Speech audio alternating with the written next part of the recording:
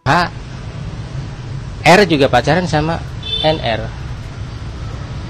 Oh, jadi R ini pacaran dulu sama Ya, H ini. pacaran dulu.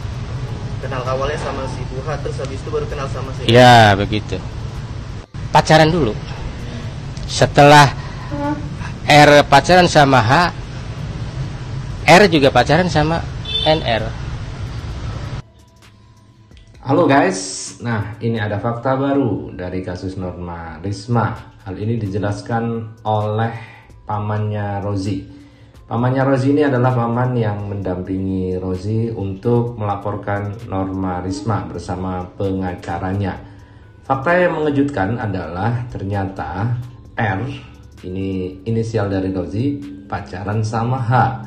H itu adalah Hana. Hana adalah ibunya Norma Risma yang kemarin tampil di muka publik karena sudah dipanggil oleh Polres Serang, Polda Banten untuk memberikan keterangan. Jadi memang awalnya ini mengejutkan juga pengakuan dari paman dari Rozi ini karena ada hubungan antara R dengan H atau Hana. Dan netizen pun terkejut dengan hal ini.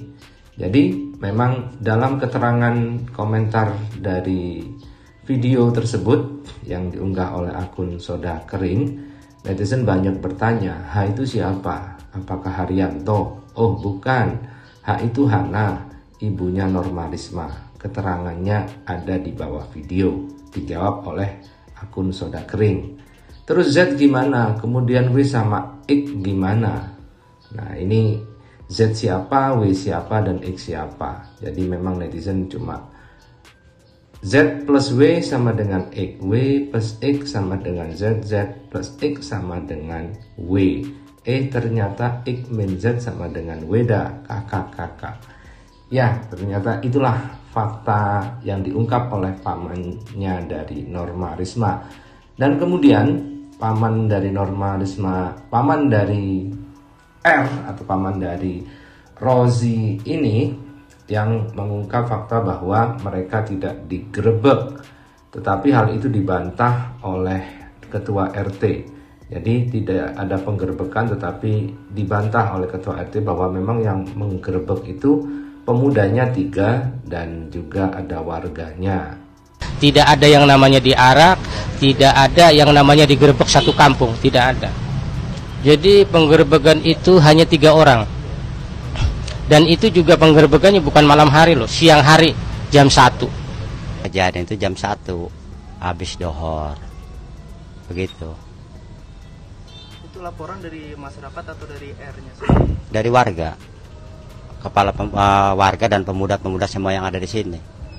Kalau tidak salah pemuda itu 3 atau 4 orang lah itu. Yang lainnya warga.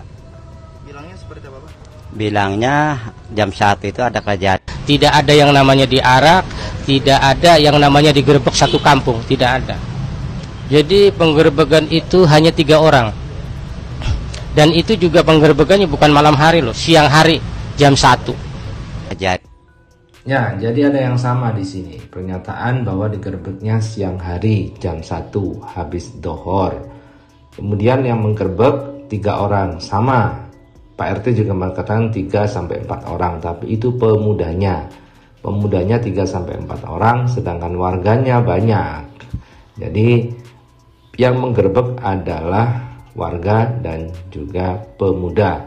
Hal itu terjadi di rumah kontrakan dari R dan Norma Risma yang setiap hari ibunya datang ke sana untuk menjadi peran pengganti katanya, seperti yang dikatakan ibunya saat dia diwawancara oleh wartawan usai diperiksa di Polda Banten.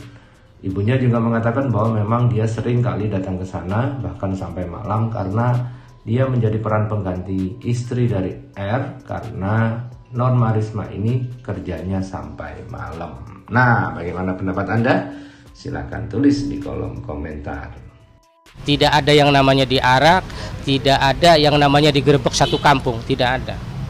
Jadi penggerebekan itu hanya 3 orang. Dan itu juga penggerbekannya bukan malam hari loh, siang hari jam 1. Kejadian itu jam 1 habis dohor begitu. Itu laporan dari masyarakat atau dari R-nya sendiri? Dari warga, kepala warga dan pemuda-pemuda semua yang ada di sini. Kalau tidak salah pemuda itu 3 atau 4 orang lah itu, yang lainnya warga. Bilangnya seperti apa, Pak? Bilangnya jam 1 itu ada. Berikut ini adalah beberapa ciri-ciri orang yang berbohong menurut ilmu psikologi. Di antaranya adalah: ke-1, menghindar kontak mata. Apabila dia berbohong kepada kita, ini bisa dipastikan dia akan menghindari untuk melakukan kontak mata secara langsung. Dia akan mencari tujuan lain untuk dilihatnya, seperti menoleh ke kanan dan ke kiri ataupun kepalanya tertunduk. Ya biasa sih, kayak ngasih uang gajian gitu. iya, jadi saya ya pas pacaran juga gitu, uang udah dihandle sama dia gitu, dengan alasan ngumpulin buat nikah katanya. Makanya saya sama orang tua juga ngasih uangnya jarang, malah ngasihnya ke NR padahal belum status suami istri. Ya seperti itu.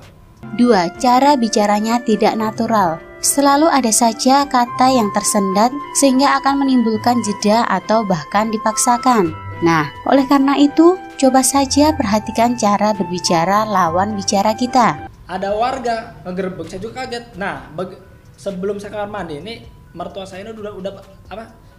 Lagi pakai baju, masih pakai baju. Ketiga, gugup.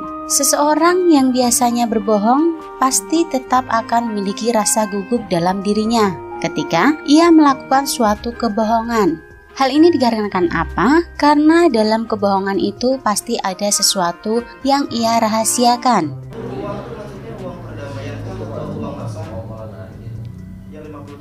Oh ya, jadi yang 25 itu dari ya minta. Iya ada. Oh, apa ya? Percayalah bahwa kebohongan hanya akan membawa kita pada kemenangan di awal, tetapi menghasilkan kekalahan bahkan kehancuran bagi kita di akhirnya.